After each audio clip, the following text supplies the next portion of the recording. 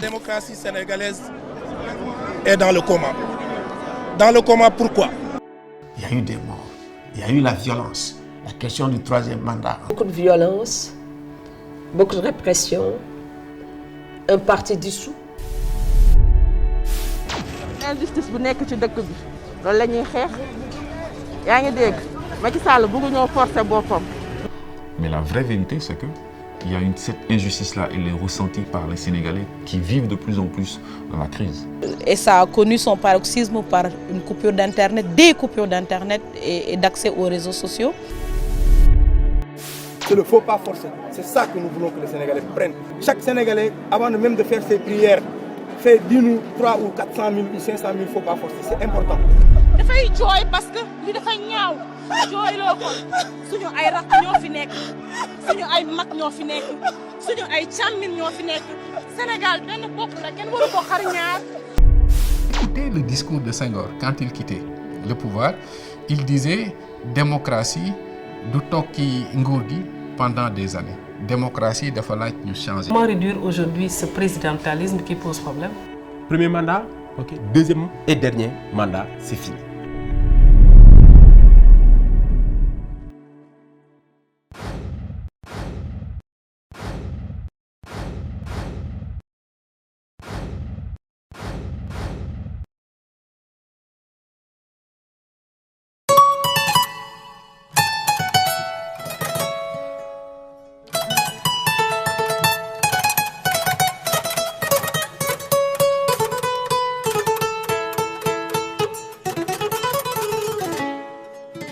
L'histoire politique du Sénégal est riche et complexe. Marquée par la lutte pour l'indépendance, la consolidation démocratique et des défis contemporains relatifs à la gouvernance et à la démocratie.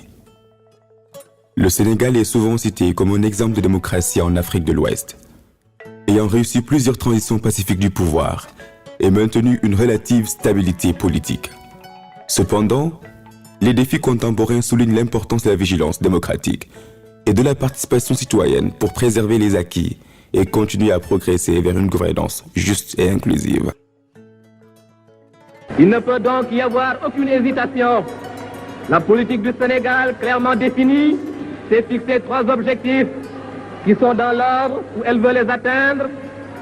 L'indépendance.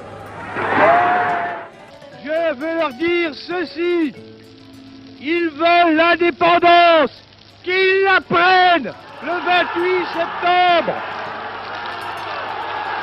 Oui, l'indépendance, que les porteurs de pancartes la prennent le 28 septembre prochain. Mais s'ils ne la prennent pas, alors qu'ils fassent ce que la France leur offre, la communauté franco-africaine. C'est quoi la démocratie? À travers les âges, l'humanité a cherché des moyens de vivre ensemble, guidés par des principes d'équité et de justice. Pour beaucoup, la démocratie est l'expression de cette quête. Née des aspirations à la liberté, elle est le terrain sur lequel chaque voix aspire à être entendue, où chaque vote est un pilier de notre coexistence collective. Mais au-delà de son idéal, quelle réalité embrasse-t-elle? Partons à la découverte de cette idée lumineuse, explorons ses racines, ses principes et son pouvoir de transformer le monde. Au fait, c'est quoi la démocratie?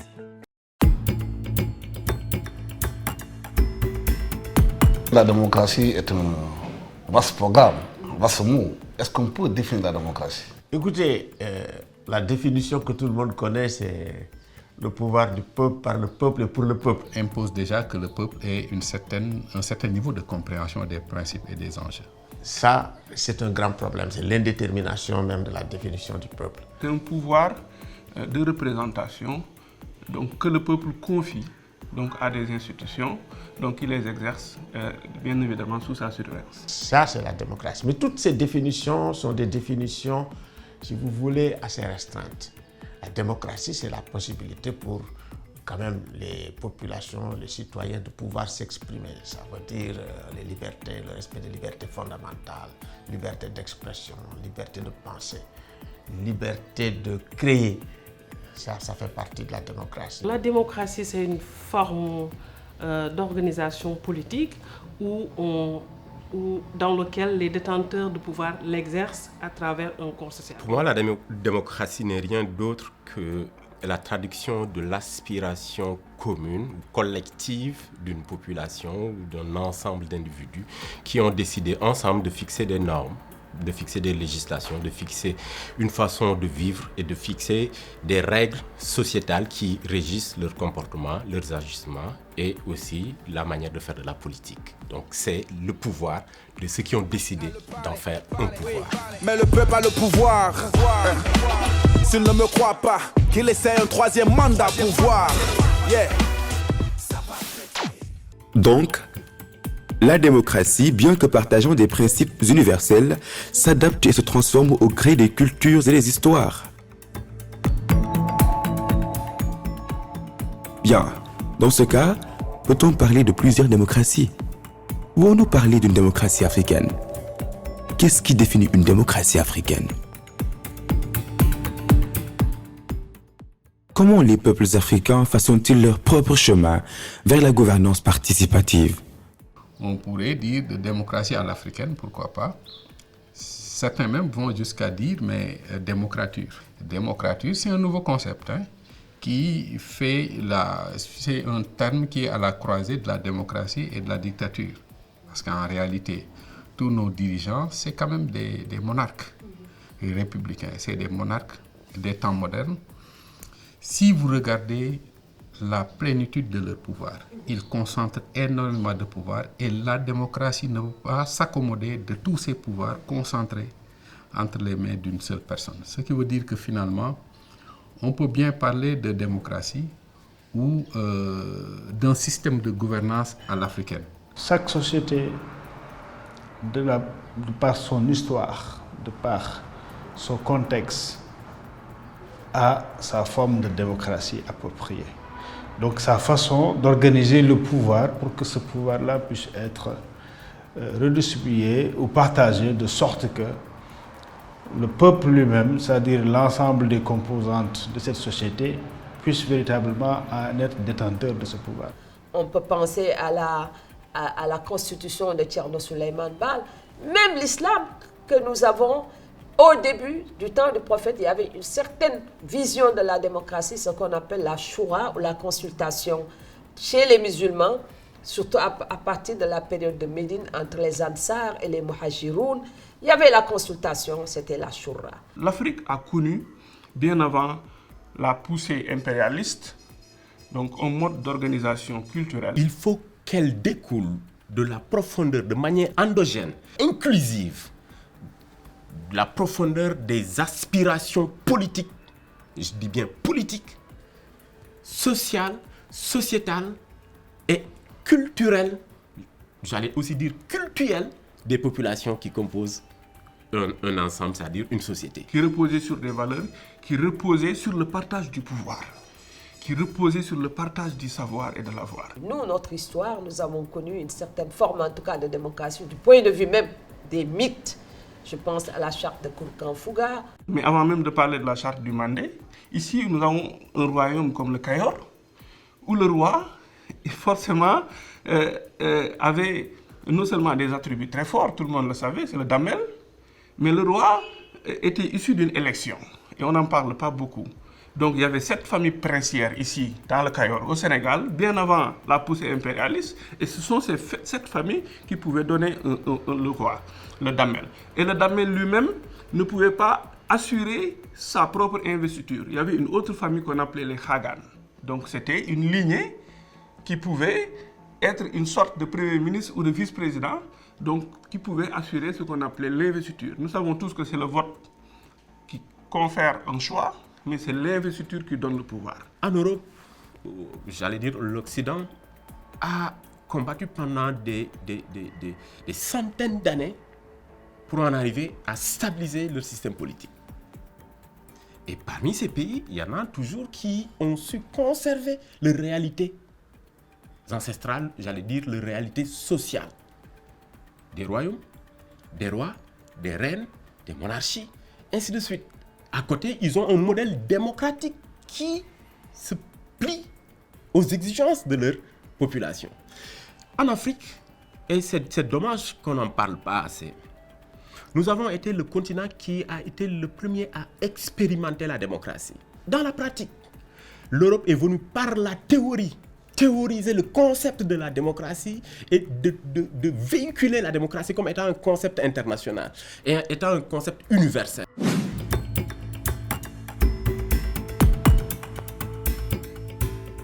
Oui, tout ça est bien dit. Mais concrètement, qu'est-ce qu'un système démocratique? Bien plus qu'un ensemble de lois et d'institutions, est-il le souffle de la... Est-ce la pratique dans l'isoloir? Serait-ce le cœur du dialogue public? Cela signifie-t-il une presse libre? Mais comment ces mécanismes garantissent-ils que chaque voix compte réellement? Examinons de près les rouages de la démocratie, les élections, la séparation des pouvoirs, la protection des libertés. Dans la réflexion de la démocratie, en reprenant un peu l'esprit des lois de Montesquieu, avec les équilibres, l'équilibre entre les différentes institutions, c'est un peu, comment dirais-je, on ne peut pas parler de démocratie sans contre-pouvoir, sans équilibre des institutions. C'est le pouvoir qui arrête le pouvoir, mais sous l'œil vigilant du peuple. Mais le grand problème, c'est la définition du peuple. Est-ce que c'est le peuple sociologique? Est-ce que c'est le peuple électoral? Est-ce que c'est le peuple syndical? Le grand problème que nous avons et que nous posons depuis 2008-2009 avec les assises, c'est de moderniser les institutions. Il faut dire que depuis quelques années, il y a un certain désamour entre les populations et les institutions de la République, surtout les institutions judiciaires, qui sont très répressives, les institutions des FDS, des forces de défense et de sécurité. Mais je crois que c'est juste parce que nous assistons depuis quelques années aussi à, de part et d'autre, une diabolisation de nos institutions, mais aussi qu'il y ait un traitement très partisan de certaines de nos institutions, surtout juridiques, face à certains acteurs politiques. C'est effectivement d'avoir aujourd'hui des institutions qui soient des institutions républicaines, des institutions impartiales, des institutions capables de résoudre de façon pacifique les conflits que nous avons. Est-ce qu'aujourd'hui on est dans une logique d'institutions républicaines dans ce pays-là? Est-ce qu'au Sénégal on a une république? Est-ce qu'on vit dans une république? Parce que je vois le traitement qu'on fait selon les gens, selon que vous êtes des pouvoirs ou de l'opposition. Comment vous traitez au Sénégal?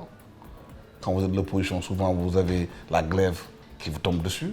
Quand vous êtes des pouvoirs, vous êtes souvent protégé. Moi, j'ai posé cette question au président Macky Sall.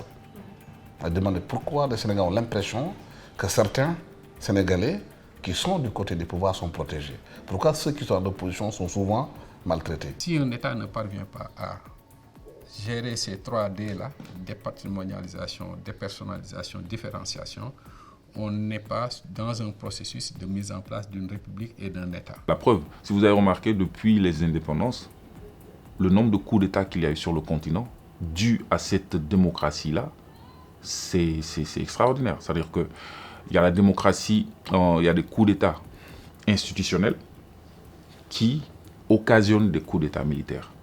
Si quelqu'un qui est élu décide de changer la Constitution et de l'adapter à son bon vouloir, en effet, la conséquence, c'est que ça va créer des frustrations et ces frustrations-là vont faire que d'autres personnes auront envie, effectivement, de reprendre le pouvoir. En général, quand ils sont dans l'opposition, ils sont pour la limitation des pouvoirs du président, ils sont pour plus d'indépendance de la justice, mais une fois installés au pouvoir, ils changent la vie.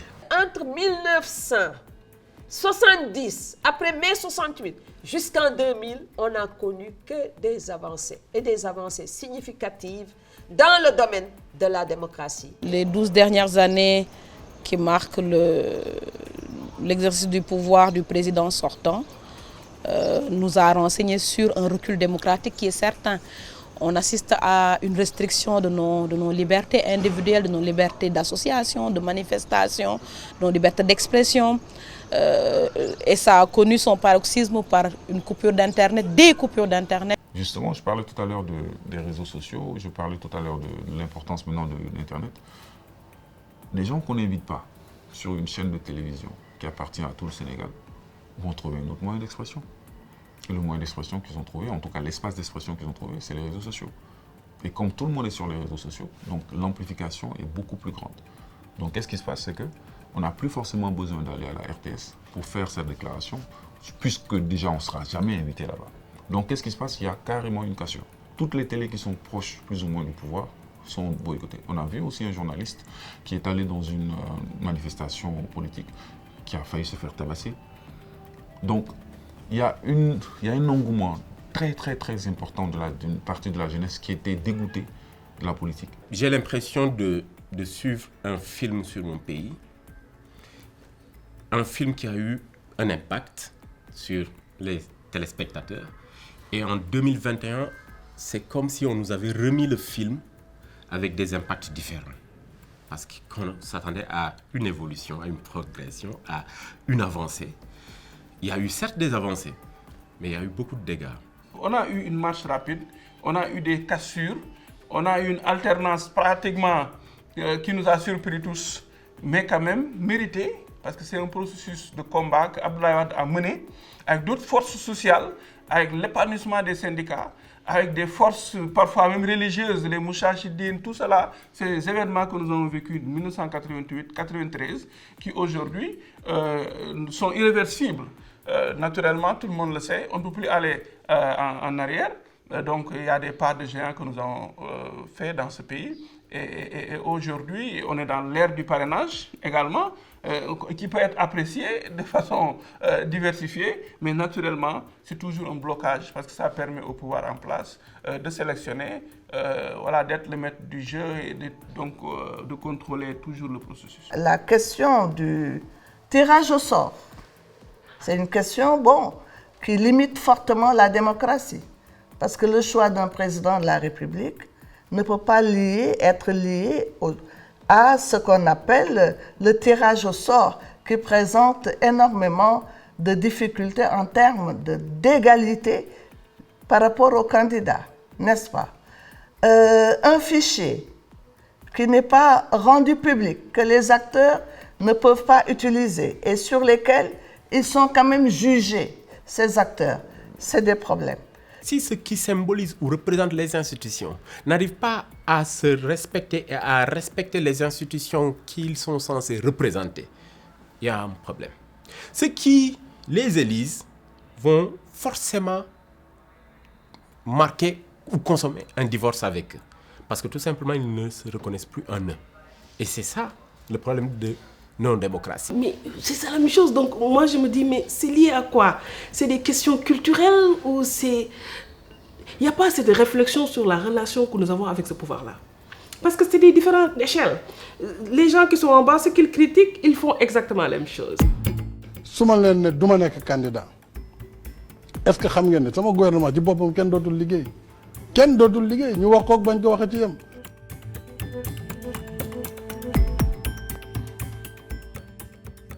Qu'en est-il de la question de la limitation des mandats présidentiels au Sénégal? Je vous le dis les yeux dans les yeux.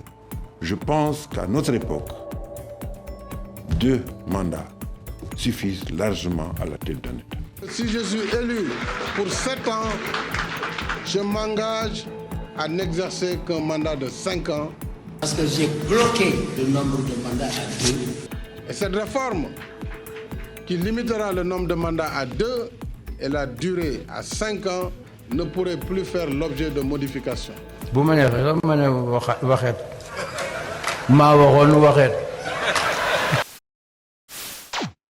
Au Sénégal, la question de la limitation des mandats présidentiels est au cœur des débats sur l'avenir de la démocratie. C'est un baromètre de la santé démocratique, un reflet des aspirations à plus d'équité et de renouveau dans la vie politique. Quelles leçons pouvons-nous tirer de cette expérience sénégalaise?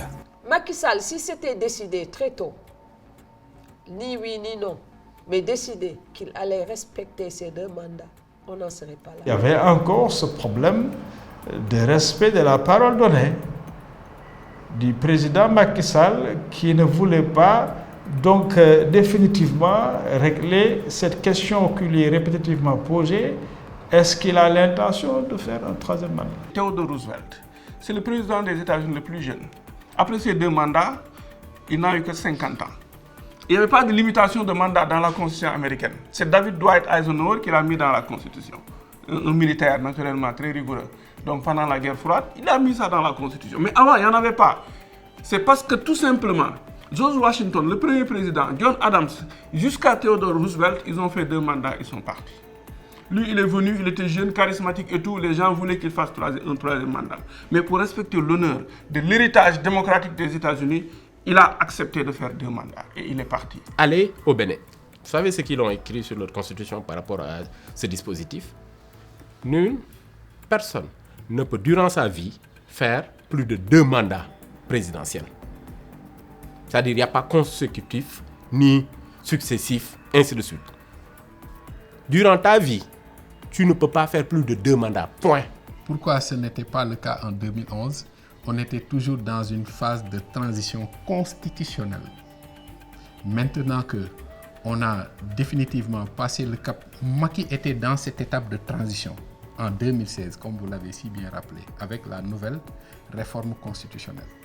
Macky était dans le clair-obscur parce qu'il était à cheval sur 2 constitutions. Son mandat était à cheval sur 2 constitutions et pouvait jouer sur cette ambiguïté-là. Mais maintenant, je pense que définitivement, cette étape est réglée. Donc, pour le régler, il faut d'abord sécuriser, il faut sanctuariser la Constitution. On n'y touche plus. Et nous n'avons pas confiance au Conseil constitutionnel. Et nous savons effectivement que de graves décisions du Conseil constitutionnel ont amené un conflit meurtrier.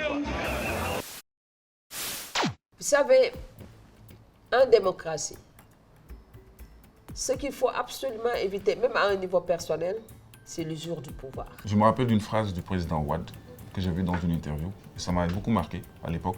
Il disait en fait que population de l'Égypte.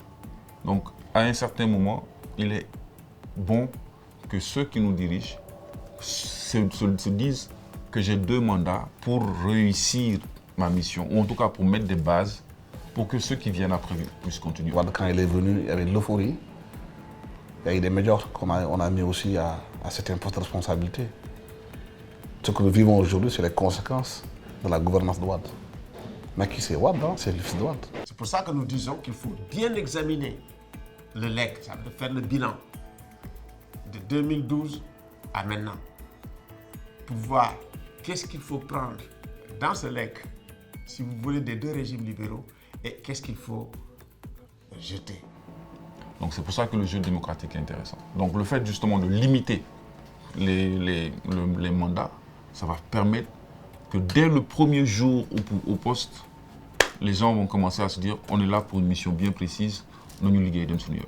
Quand je prends la Constitution américaine, il parle de un mandat renouvelable une fois. Mais ça n'a pas créé un problème là-bas. Ici, les textes, on a essayé de verrouiller pour 2 mandats, mais ça crée problème. C'est des questions de personnes. C'est des questions parce que les gens vont toujours trouver des portes pour dire que non, c'est des interprétations, les juristes. Mais la question de 2 mandats, ça ne s'est pas posé aux États-Unis. Les gens font leurs 2 mandats et partent. Pourtant, il y a une ouverture au niveau de leur constitution. Mais le débat ne s'est jamais posé. Pourquoi le débat se pose ici, même si on a essayé de corser? Et moi, je pense qu'il faut faire comme les États-Unis. Et aujourd'hui, on a vu Trump avec tout ce qu'il a créé comme problème. C'est-à-dire 2 mandats. 2 mandats, respect de la Constitution et ne pas se mettre à tripatouiller comme l'a fait Wade tout le temps la Constitution. Et que la Constitution soit non seulement adoptée, mais acceptée par la plupart, si vous voulez, des citoyens. Pour moi, 2 mandats, c'est l'idéal. La possibilité de se faire réélire pour un nouveau mandat est un gros risque pour la performance de nos États. Et c'est pour cela que moi, je suis avec ceux qui pensent qu'il faudrait plutôt aller vers un mandat unique. Peut-être revoir la durée 7 ans ou 8 ans. Mais on t'élit pour un seul mandat. Mais avec, à la sortie, un mécanisme de redevabilité très puissant. Si on avait un mandat unique, le président sait qu'il va faire un mandat et partir, eh bien, je crois que ce serait une excellente chose pour la gouvernance. Ça permettrait de lutter plus efficacement contre la corruption. Ça permettrait de pacifier la société politique, parce que les opposants se diraient, bon, bah, il en a pour un mandat, je peux quand même patienter.